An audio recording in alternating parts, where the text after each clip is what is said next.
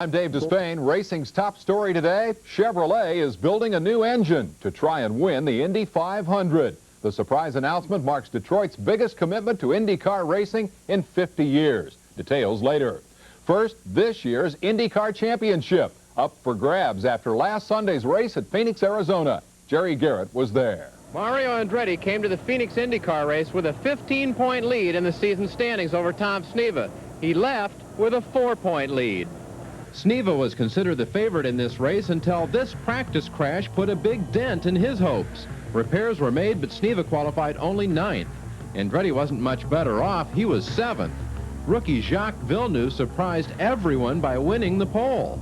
But in the race, Villeneuve soon faded, and before long it was Andretti and Sneva running 1-2. Crashes took a big bite out of the contenders. In all, 9 starters were sidelined by this kind of carnage. And with 14 laps to go, Andretti found himself in the middle of a tangle with Gordon Johncock. Although repairs were made, Andretti was able to rally only for 12th. Sneva, meanwhile, lost 2nd place, then 3rd in the final laps because his tires were finished. That left the race to Bobby Rahal, who held off Al Unser Jr. by 3 car lengths for the win. Sneva came in 4th. If he could have salvaged 2nd, Sneva would have tied Andretti in points. Rahal moved into mathematical contention. The final 2 races of the year seemed to favor Andretti, the road racing specialist, over Sneva, an oval track expert. But as this race proved, anything can happen. Well, rumors that Mario Andretti's team, owned by Paul Newman and Carl Haas, will go Formula One road racing, drew this response at Phoenix. I'd rather not make a lot of comment about it. I'd be happy to talk to you after the season's over. Haas and Andretti admit they're looking into Formula One, but former world champ Mario reiterated he has no desire to return to that series full-time. A better bet for a driver, Mario's son Michael, after he completes his '85 IndyCar contract. At the end of that, I think he's going to probably decide whichever way he wants to go, whether he wants to stay in championship racing or go with Formula One. I'm sure sometime in the future, Formula One is something that I think he would like to do. Haas adds there's no connection between the Formula One rumors and reports he has bought out both the Lola race car and Hewland gearbox companies. No, first of all, it has no relationship to the two. Secondly, I've been with Lola for over 2 decades, and we're very close. I'm their North American importer. I do not own Lola cars. Whether or not I will be a principal or an owner or whatever has no bearing on this particular program, and Hewlin is virtually the same situation. On 2 unrelated subjects which concern my other business ventures and have no relationship with the race team. Our sources say the Formula One sponsorship deal Andretti and Haas are considering is for 5 years and $22 million. Well, throwing tantrums and steering wheels, A.J. Foyt made a rare IndyCar appearance Sunday. He was mad because a crewman didn't notice a tire that needed changing. Supertech says he's been too nice a guy lately. Says he's going back to the irascible A.J. of old. And we've also learned Foyt plans to race only part-time next year and to put some young kid in his cars. Learning from A.J. has to be one of the greatest opportunities in racing. Wonder if he's talked to Kevin Kogan. The Phoenix IndyCar event, Jerry Garrett took in an unusual off-road race, the Frontier 500. This is the 3rd annual Frontier 500. This is the Las Vegas to Reno race. But in 3 years, it's never made it to Reno yet. Once again, environmentalists got the racers barred from the Reno area, and tiny Dayton, Nevada became the finish line. Still, most racers expected a challenging drive. Gets close enough to still make it a heck of a race. I think what we have on the menu for today is lots of dust. The desert just turns to talcum powder, leaving all the big rocks and boulders exposed. I call them penalty markers. They just stick out and seem to want to grab you, but we're going to survive it in fine shape. Look closely at this line of Class 1 buggies. You'll see a truck in there. What's it doing in this class? We've done our job too well and got legislated out of Class 7. It's kind of as basically has happened, but, you know, that's okay. I mean, we'll prove that the Toyota truck is the fastest thing here. Except for this man, Larry Ragland, Stewart was about to prove his point. The 492 miles of lonely desert trails held plenty of treachery for the drivers. Rollovers like this one were alarmingly commonplace, so was zero visibility in the worst of the silt. Unexpectedly slow speeds forced all the racers for the first time to finish after dark. As night fell, Ivan Stewart trailed Larry Ragland by about 10 minutes for the overall lead. In the dark, the hazards became harder to avoid, and many of the favorites suffered. But Ragland maintained his edge and beat Stewart, who recorded the best ever finish for a mini pickup. Only a handful of the 300 starters finished. Rod Hall summed up the attitude of the survivors. Well, I had enough. All the fun I can stand for one day. Jerry has joined us now in the flesh to talk about road racing. Jerry? Well, Dave, McLaren teammates Niki Lauda and Alain Prost will decide the Formula One World Championship tomorrow in Portugal. And you're going to tell us how they've qualified. Well, Dave, Lauda's championship hopes are fading fast. Prost is on the front row for tomorrow's race. Lauda all the way back in 11th starting spot thanks to a spin-out on his best qualifying lap. While those two are settling the world's biggest professional road racing title, 22 U.S. amateur road racing championships are being decided at Road Atlanta. Bob Varsha has an update. Now here's a recipe for racing action. Take more than 500 of the best drivers the Sports Car Club of America has to offer, sift them into 22 championship categories, simmer them for 3 days in some beautiful North Georgia mountain weather, and what you've got is the biggest event of the SCCA calendar, the Champion Spark Plug Road Racing Classic here at Road Atlanta. This is real family entertainment for the motor racing set, a fraternity of club racers perhaps best personified by Mike Leathers of Conyers, Georgia, who held off the challenge of Tennessean Danny King and fellow Georgian Ray Little to win the first national title in the newly created Formula 440 class. Yeah, I'm in it for fun, and this is, you know, I'm really having a ball with 440. D.A. Moore, I can't say enough about the man. He took me when I was tearing up more cars than he could put together, and he's stuck by me, and I'll probably stay until he gets tired of it. I'll stay with it. The action on the 2.5-mile Road Atlanta course on Friday's opening day of finals included this spectacular spin-out by Randy Canfield in the H production final. Jim Miller inherited the lead and went on to record his third national title.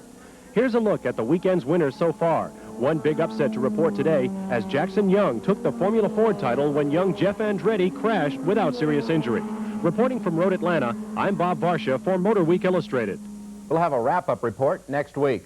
Elsewhere, Jeff Bodine heads a very competitive field for tomorrow's Grand National Stock Car race at Rockingham, North Carolina. Also at Rockingham, Maurice Petty says if Petty Enterprises doesn't find a sponsor by December 1st, the team will go out of business.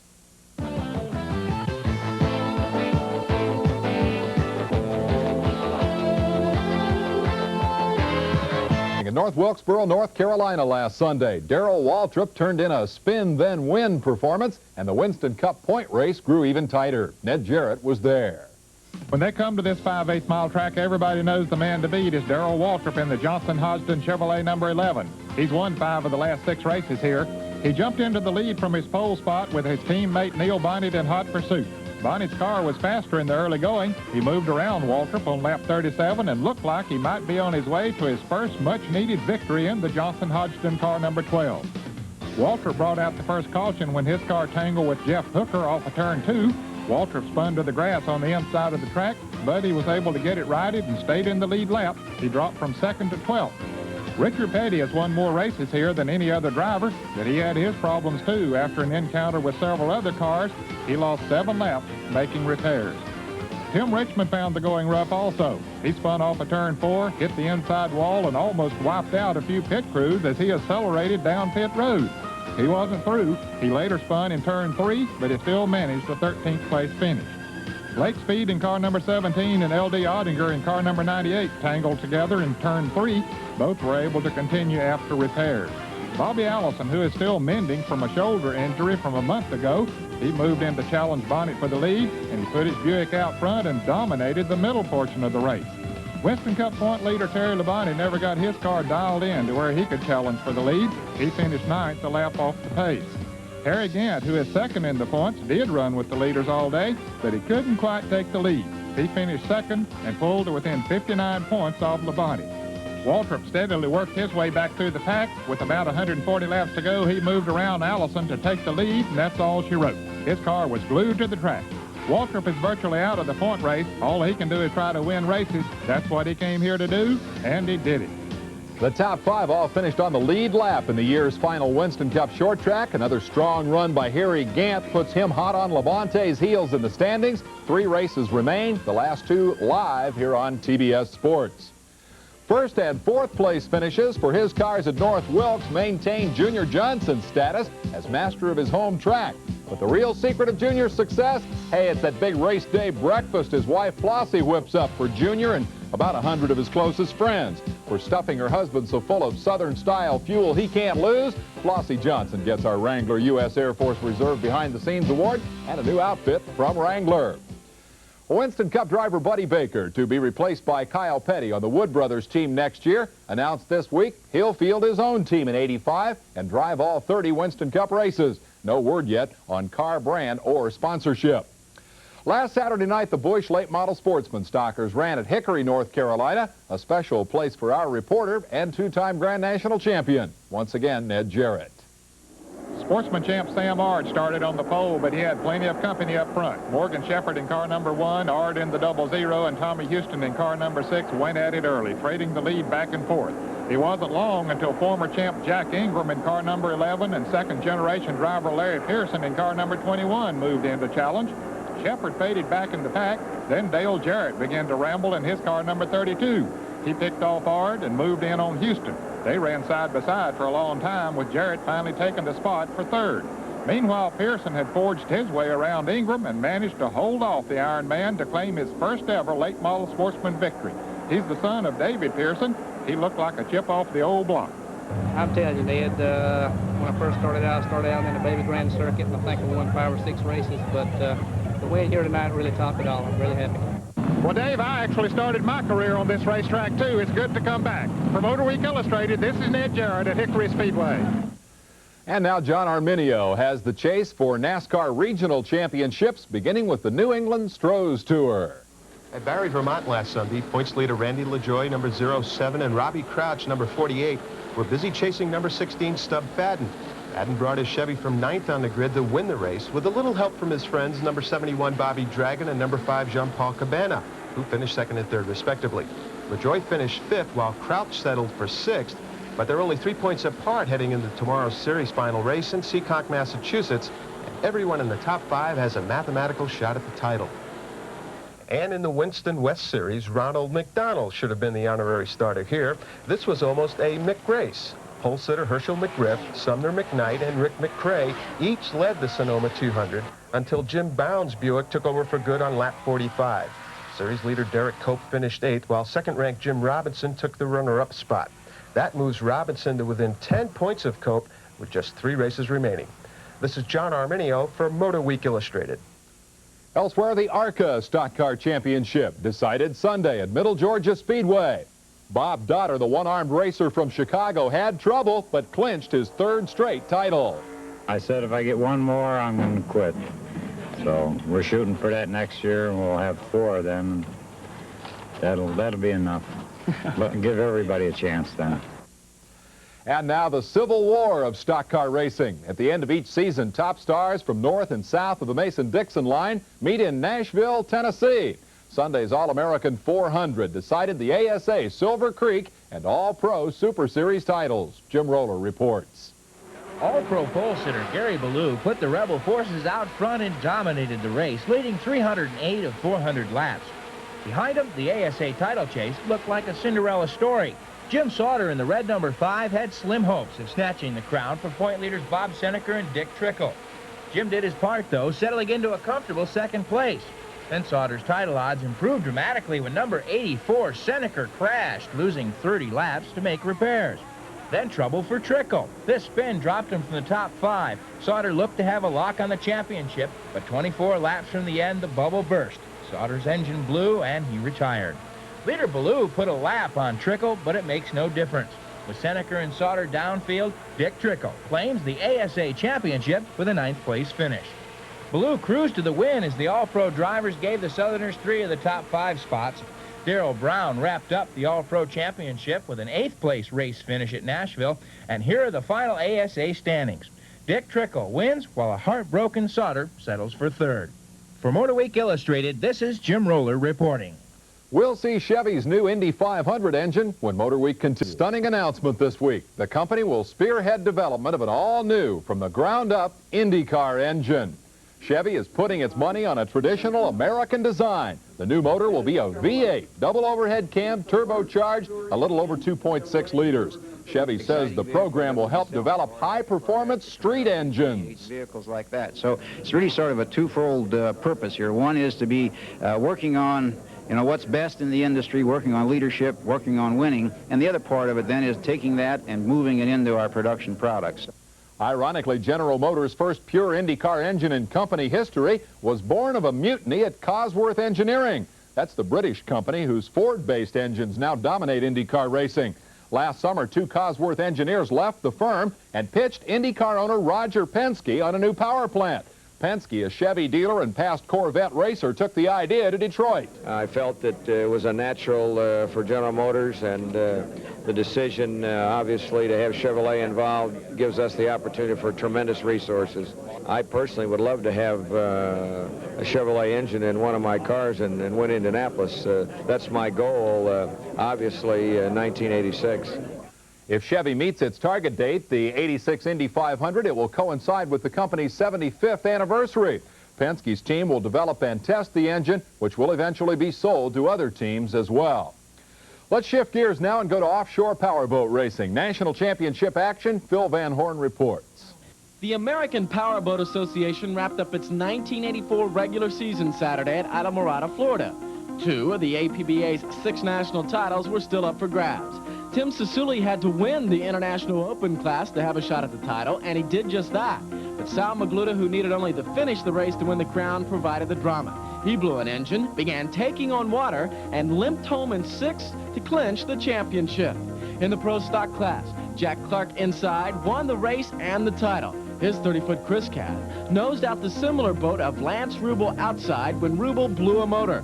As the Seahawk team gets the traditional championship dunking, we take a look at all the class champs. Those drivers take a couple of weeks off to prepare for the November 10th World Championships in Key West, Florida. This is Phil Van Horn for MotorWeek Illustrated. Meanwhile, there's bad news for unlimited hydroplane racing. After 17 years as a sponsor, Atlas Van Lines this week pulled out of that sport. No championship decision story in motorcycle racing this week. Rain washed out 2 attempts to run the Camel Pro Series dirt track finale at Springfield, Illinois last weekend. They'll try again a week from tomorrow.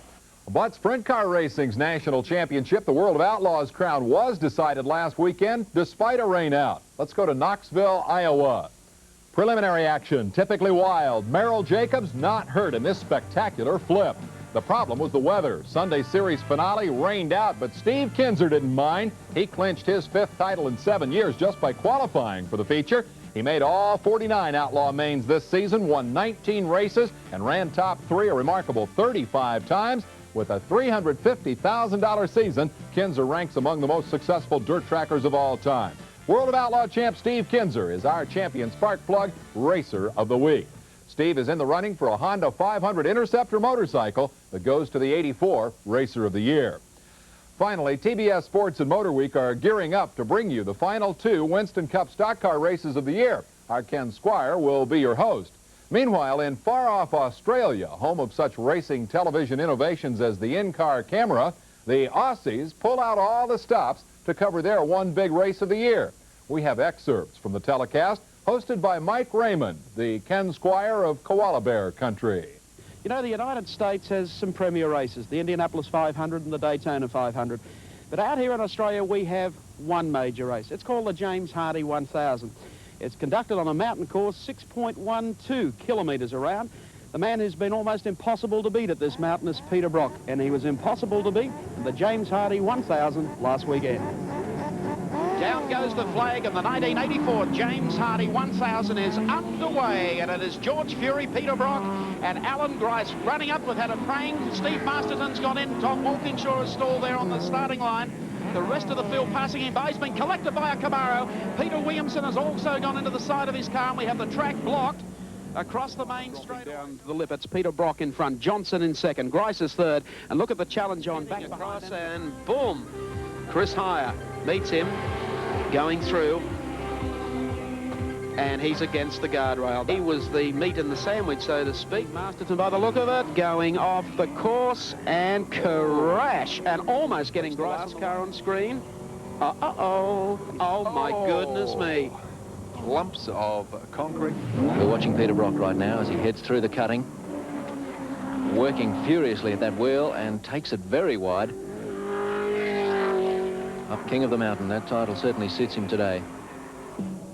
That's the 1984 James Hardy 1000 from Australia. Mike Raymond for MotorWeek Illustrated. Talk about dominating an event. Peter Brock has now won that race 8 times in 16 tries.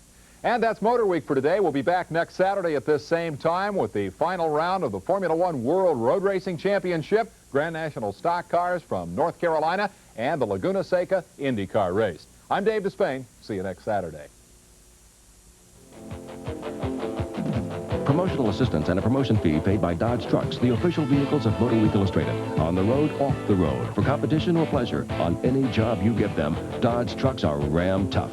And by Wrangler. Feels so good, looks so right.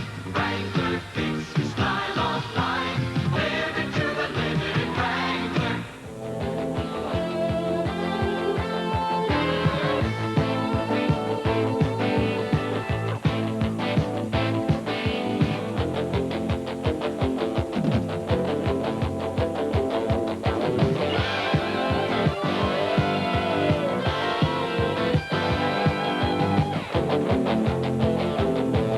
MotorWeek Illustrated was brought to you by Old Milwaukee Beer and Old Milwaukee Light, 2 great tasting beers. It doesn't get any better than this.